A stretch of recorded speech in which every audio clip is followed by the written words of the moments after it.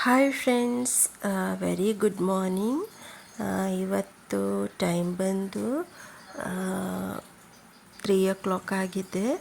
So 3 o'clockಲ್ಲಿ ಎದ್ದು ಮನೆಯೆಲ್ಲ ಗುಡಿಸಿ ಒರೆಸಿ ರಂಗೋಲಿ ಎಲ್ಲ ಹಾಕಿ ಹಾಗೆ ಸ್ನಾನ ಮಾಡಿ ಬಂದು ರಾಯರಿಗೆಲ್ಲ ಅಲಂಕಾರ ಎಲ್ಲ ಮಾಡಿ, ಸೊ ಹಾಗೆ ನಮ್ಮ ಹಸ್ಬೆಂಡು ಎದ್ದು ಪಾಪ ಅವರು ಸ್ವಲ್ಪ ದೀಪ ಗೀಪ ಎಲ್ಲ ನನಗೆ ಹೆಲ್ಪ್ ಮಾಡಿ ಕೊಟ್ಟರು. ಹಾಗೆ ನಮ್ಮ ಮಕ್ಕಳು ಸಹ ಇವತ್ತೇ ಸುಮಾರು 5:30ಗೆ ಎದ್ದೇಳಿದ್ರು.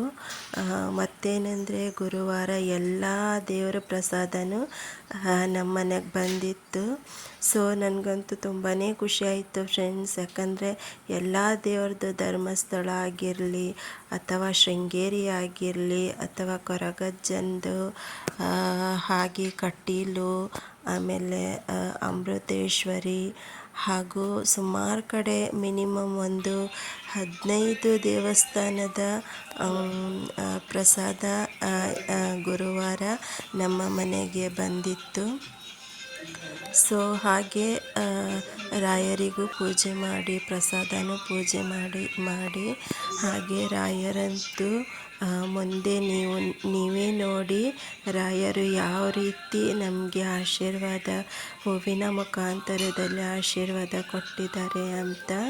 ಸೊ ಫುಲ್ ವಿಡಿಯೋ ನೋಡಿ ಹಾಗೆ ಸಪೋರ್ಟ್ ಮಾಡಿ. ಹಾಗೆ ಫ್ರೆಂಡ್ಸ್, ನನ್ನ ಚಾನೆಲ್ ಯಾರ್ಯಾರು ನೋಡ್ತಾ ಇದ್ದೀರೋ ಪ್ಲೀಸ್ ಅವರೆಲ್ಲ ಸಬ್ಸ್ಕ್ರೈಬ್ ಮಾಡಿ ನೋಡಿ ಫ್ರೆಂಡ್ಸ್. ಸೊ ಮುಂದೆ ನೀವೇ ನೋಡಿ ರಾಯರು ಯಾವ ರೀತಿ ಹೂವಿನ ಪ್ರಸಾದ ಕೊಟ್ಟಿದ್ದಾರೆ, ಹಾಗೆ ಯಾವ ರೀತಿ ನಮ್ಗೆ ಆಶೀರ್ವಾದ ಮಾಡಿದ್ದಾರೆ ಅಂತ ನೀವೇ ನೋಡಿ.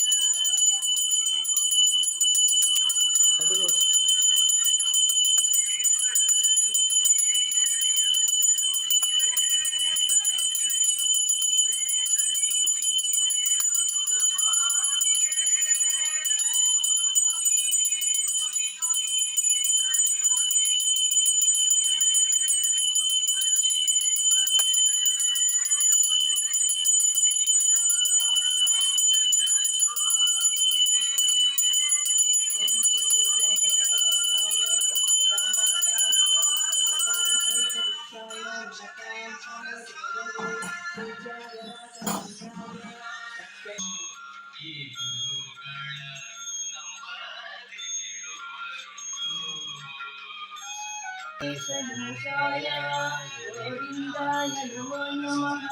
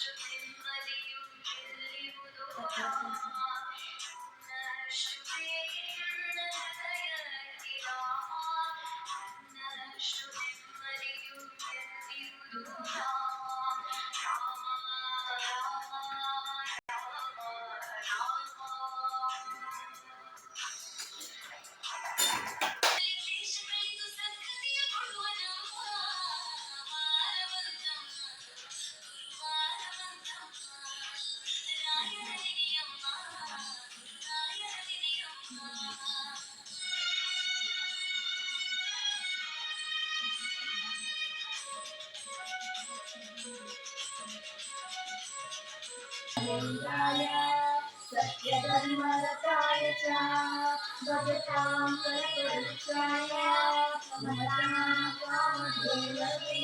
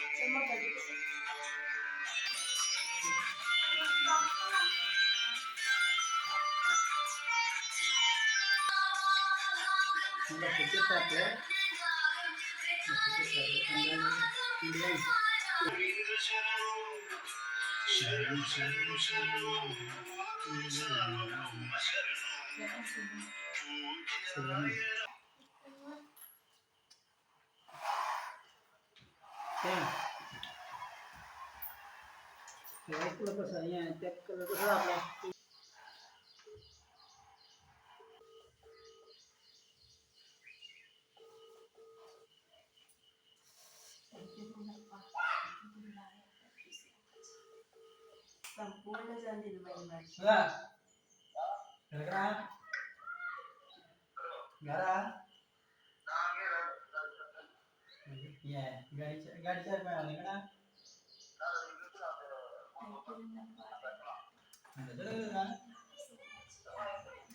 ಹಾ ಸರಿ ಅದೇ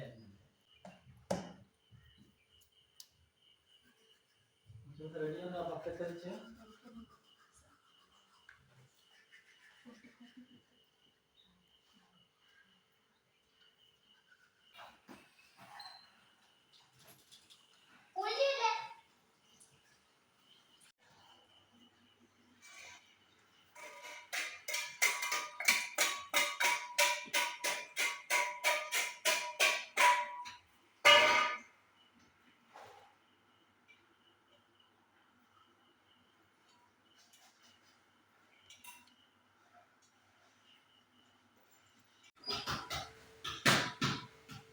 ಹಾಯ್ ಫ್ರೆಂಡ್ಸ್, ಗುಡ್ ಮಾರ್ನಿಂಗ್ ಎಲ್ಲರಿಗೂ. ಸೊ ಪೂಜೆ ಎಲ್ಲ ಆಯಿತು. ಪೂಜೆ ಎಲ್ಲ ಆಗಿ ಸ್ವಲ್ಪ ಕಾಫಿ ಮಾಡಿದ್ದೆ, ಕಾಫಿ ಕುಡಿತಾ ಇದ್ದೀನಿ. ಸೊ ಪಚ್ಚೆಸರು ಬೇಳೆ ಇಟ್ಟಿದ್ದೆ ನೋಡಿ, ಕಿಚಡಿ ಮಾಡುವ ಅಂತ. ಸೊ ಇನ್ನೂ ಆಗಿಲ್ಲ. ಟೈಮ್ ಬಂದು 6:15.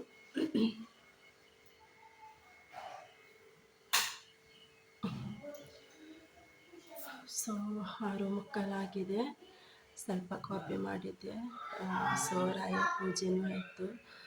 ಸೊ ತುಂಬ ಚೆನ್ನಾಗಿ ಪ್ರಸಾದ ಕೊಟ್ಟಿದ್ದಾರೆ ರಾಯರು.